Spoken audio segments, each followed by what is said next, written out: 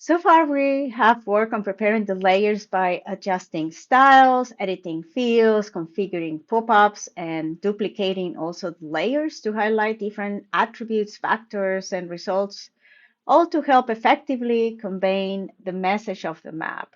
So now it's time to think about setting the right base map. A well-chosen base map will provide context without competing with your data. So it is important to think about using the minimal or neutral base maps for better contrast and readability.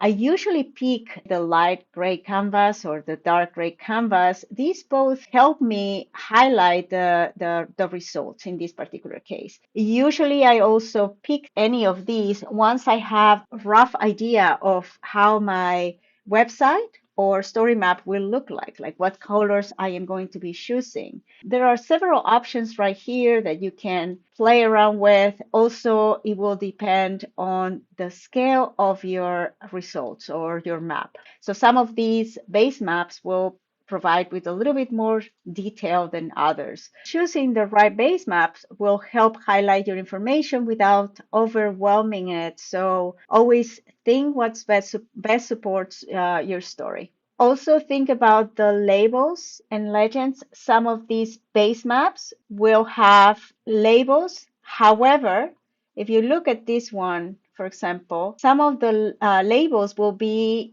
overlapping with some of your data. So it means that this is just an image, but if you change it to a different base map, you will see that some of these labels will be visible. So be very aware of it because it really affects the way you can visualize the information. So adjust these base maps based on your needs and pick something that helps highlight and convey your message in a very effective manner.